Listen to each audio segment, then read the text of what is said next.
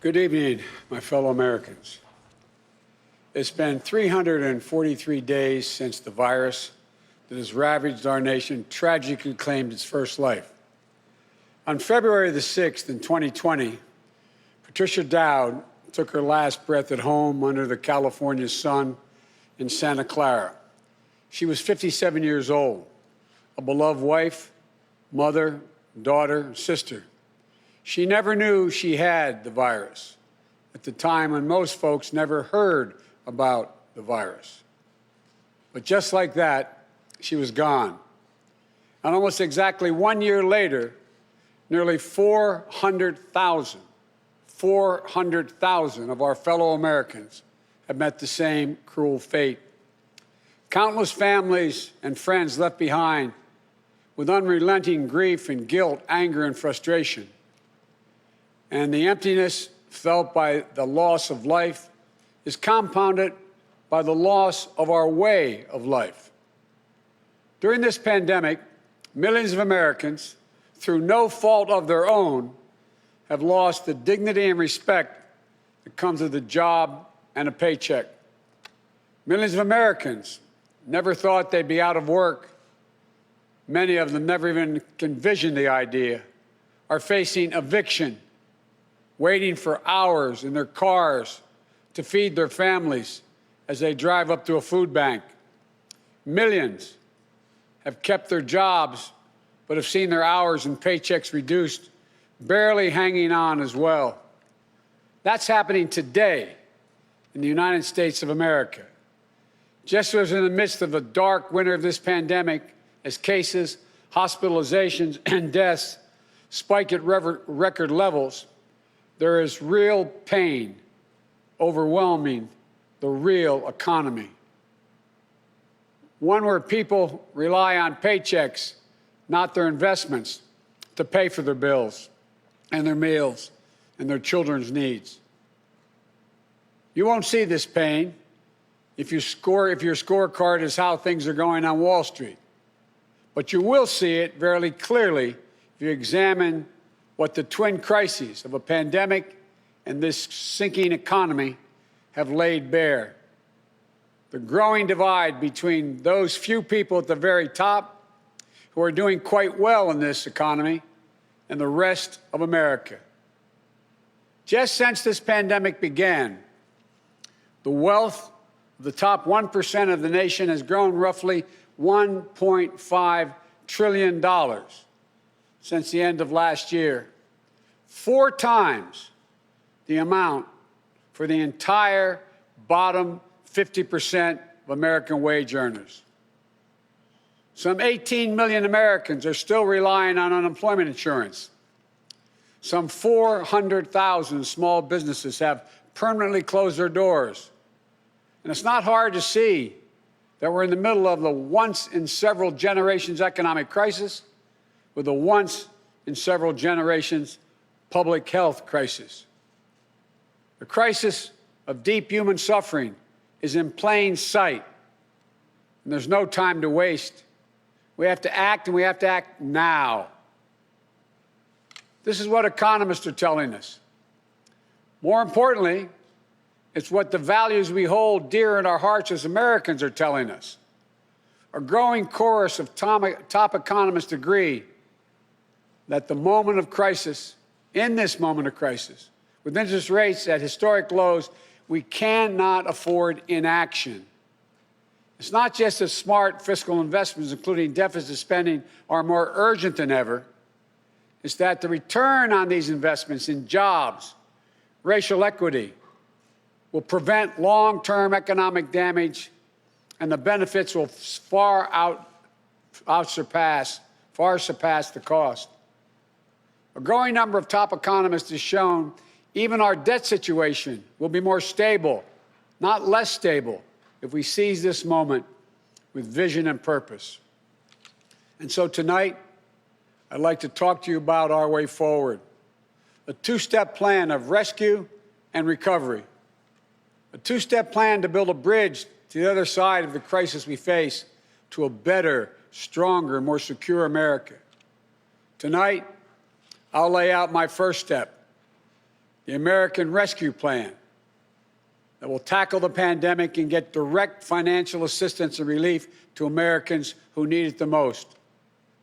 Next month, in my first appearance before a joint session of Congress, I will lay out my Build Back Better recovery plan. It'll make historic investments in infrastructure, that Build Back Better plan. Infrastructure, manufacturing, innovation, research and development, and clean energy. Investments in a caregiving economy and in skills and training needed by our workers to be able to compete and win in the global economy of the coming years. Moody's, an independent Wall Street firm, said my approach will create more than 18 million good-paying jobs. Our rescue and recovery plan is a path forward with both seriousness of purpose and a clear plan, with transparency and accountability, with a call for unity that is equally necessary. And unity is not some pie-in-the-sky dream. It's a practical step to getting the things we have to get done as a country get done together. As I said when it passed in December, the bipartisan COVID-19 relief package was a very important first step. And I'm grateful for the Democrats, Republicans, and independent members of Congress who came together to get it done. But I said at the time, it's just a down payment. We need more action, more bipartisanship, and we need to move quickly. We need to move fast. Our rescue plan starts aggressively in order to speed up our national COVID-19 response. The vaccines offer so much hope, and we're grateful to the scientists and researchers and everyone who participated in the clinical trials. We're also grateful for the rigorous review and testing that has led to millions of people around the world already being vaccinated safely. But the vaccine rollout in the United States has been a dismal failure thus far. Tomorrow, I will lay out our vaccination plan to correct course and meet our goal of 100 million shots at the end of my first 100 days as president. This will be one of the most challenging operational efforts we have ever undertaken as a nation. We'll have to move heaven and earth to get more people vaccinated, to create more places for them to get vaccinated, to mobilize more medical teams to get shots in people's arms, to increase vaccine supply, and to get it out the door as fast as possible. We'll also do everything we can to keep our educators and students safe, to safely reopen a majority of our K-8 schools by the end of the first 100 days. We can do this if we give the school districts, the schools themselves, the communities, the states, the clear guidance they need, as well as the resources they need that they can't afford right now because of the economic dilemma they're in. That means more testing and transportation, additional cleaning and sanitizing services in those schools, protective equipment and ventilation systems in those schools. We need to make sure that workers who have COVID-19 symptoms are quarantined, and those who need to take care of their family members with COVID-19 symptoms should be able to stay home from work and still get paid. This will reduce the spread of the virus and make sure workers get the support they need to maintain their families. But we need about $400 billion in funding from Congress to make all of what I just said happen. It's a great deal, but I'm convinced we are ready to get this done. The very health of our nation is at stake. Our rescue plan also includes immediate relief to Americans hardest hit and most in need.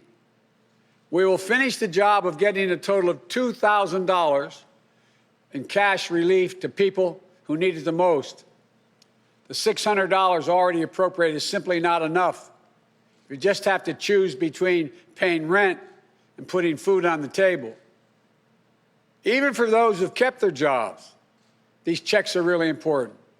You see, if you're an American worker making $40,000 a year with less than $400 in savings, maybe you've lost hours, or maybe you're doing fewer shifts, driving a truck or caring for the kids or the elderly.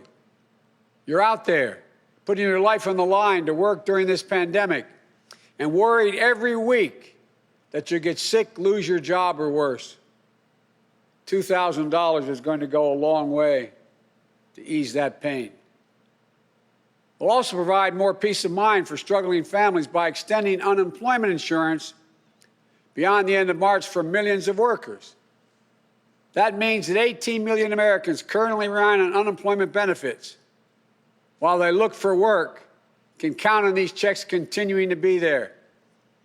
Plus, there will be a $400 per week supplement so people can make ends meet. This gets money quickly into the pockets of millions of Americans who will spend it immediately on food and rent and other basic needs. As the economists tell us, that helps the whole economy grow. We'll also tackle the growing hunger crisis in America. As I speak, and the Vice President-elect has spoken to this many times, 1 in 7 households in America, more than 1 in 5 Black and Latino households in America, report they don't have enough food to eat. This includes 30 million adults and as many as 12 million children. It's wrong. It's tragic. It's unnecessary. It's unacceptable. So we're going to extend emergency nutritional assistance for 43 million children and their families enrolled in the SNAP program through the rest of this year. We'll help hard-hit restaurants prepare meals for the hungry, provide food for the families who need it. We will invest $3 billion in making sure mothers and their young children have the nutrition they need.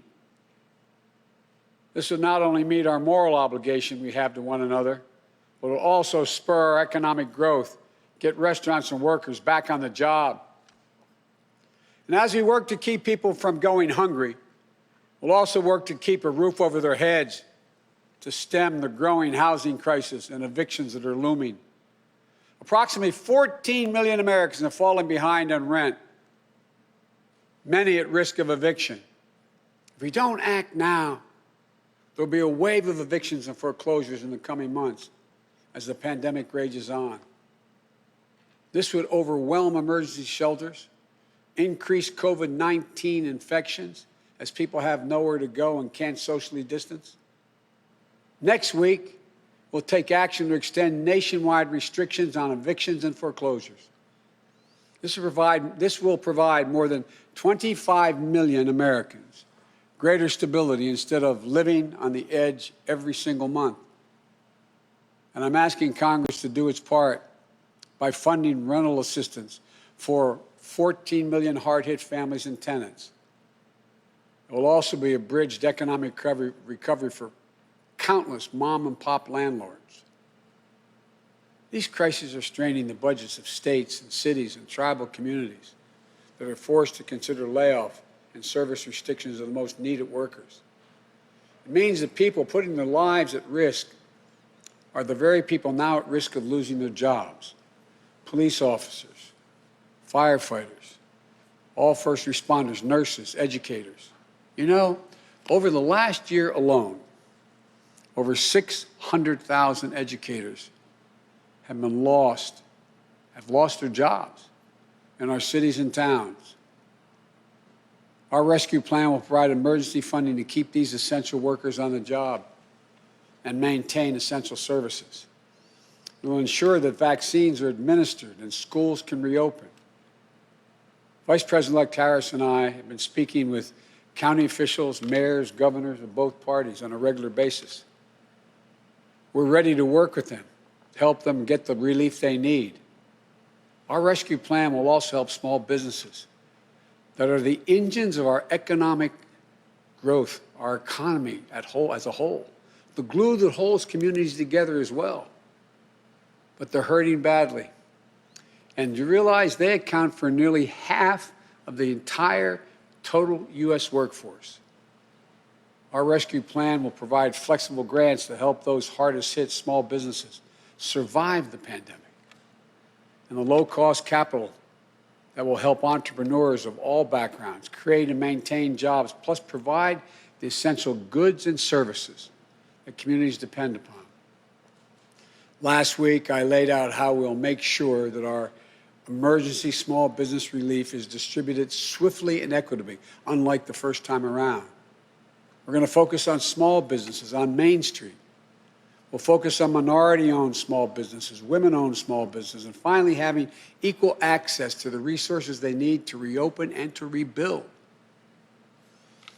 And we will be responsible with taxpayers' dollars, ensuring accountability that reduces waste and fraud and abuse like we did in the Recovery Act that I administered in our administration. Direct cash payments, extended unemployment insurance, rent relief, food assistance, keeping essential frontline workers on the job, aid to small businesses. These are the key elements to the American Rescue Plan that would lift 12 million Americans out of poverty and cut child poverty in half. That's 5 million children lifted out of poverty if we move.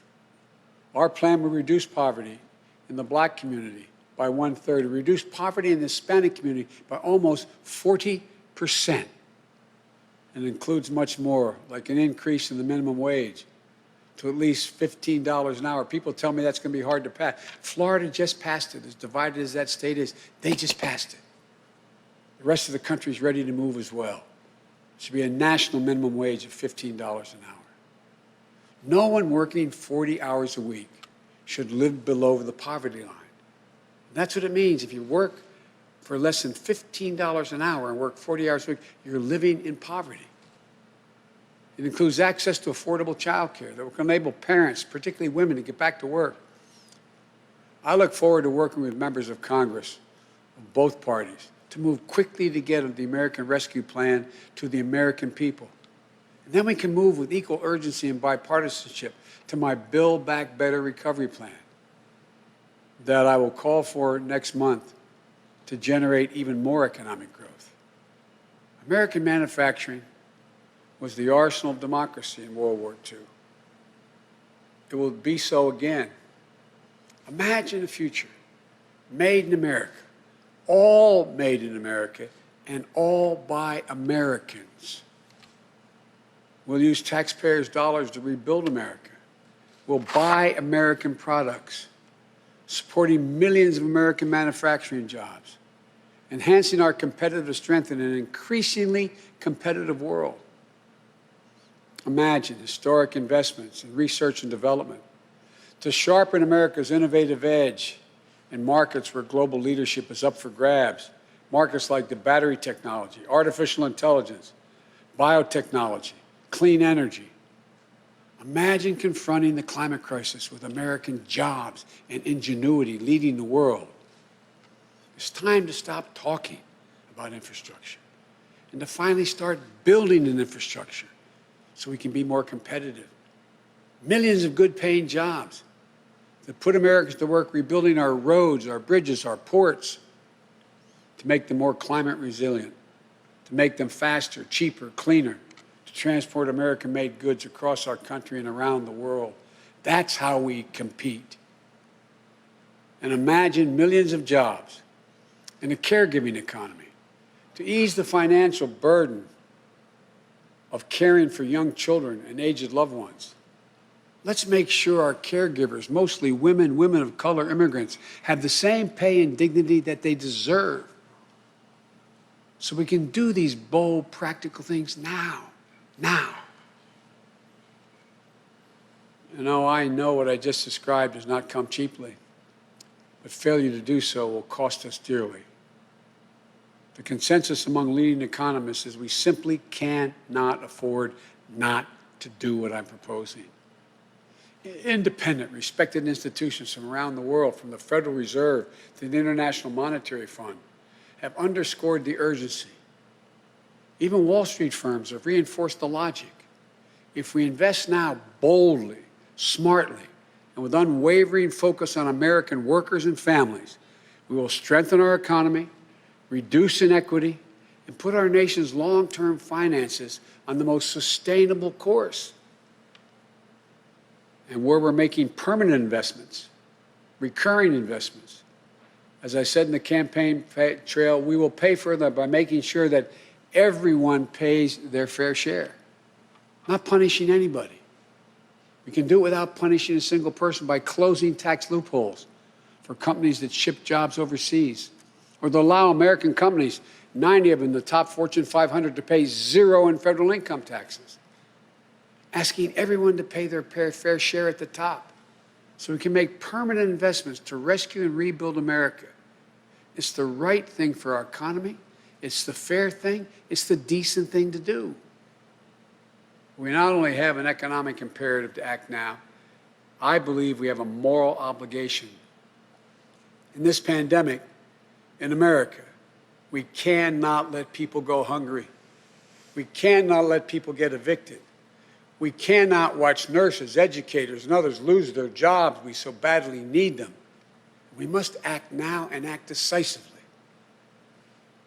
My fellow Americans, the decisions we make in the next few weeks and months are going to determine whether we thrive in a way that benefits all Americans, or whether we stay stuck in a place where those at the top do great, while economic growth for most everyone else is just a spectator sport, and where American prospects dim, not brighten. These investments will determine whether we reassert American leadership and outcompete our competitors in a global economy. We're better equipped to do this than any nation in the world. Or whether we watch them catch up and pass us by. Together, I know which path we'll choose. And that includes all Americans, so we can own the 21st century. But even with all these bold steps, it's going to take time to get where we need to be. There will be stumbles, but I will always be honest with you about both the progress we're making and what setbacks we meet. And there will, and here's the deal, the more people we vaccinate, the faster we do it, the sooner we can save lives and put this pandemic behind us and get back to our lives and our loved ones. And the sooner we can rescue and rebuild the American economy, the biggest and most profitable engine in the world. I know it's been nearly a year that tested us beyond measure. For all of you who have lost someone, my heart goes out to you. I know that feeling looking at that empty chair across the table.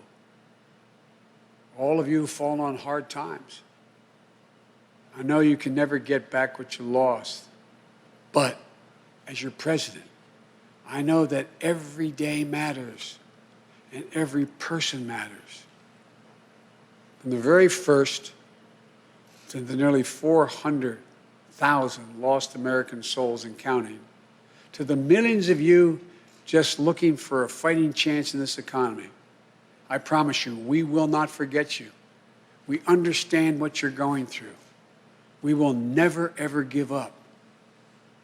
And we will come back. We'll come back together.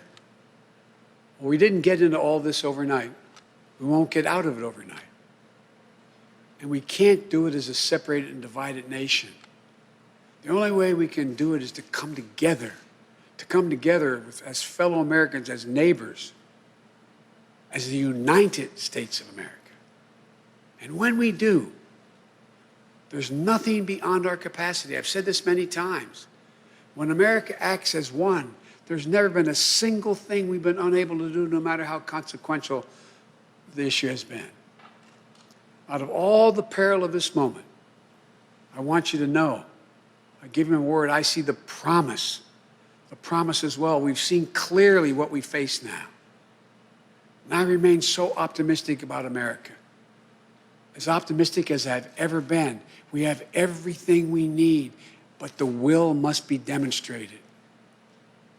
So come Wednesday, we begin a new chapter.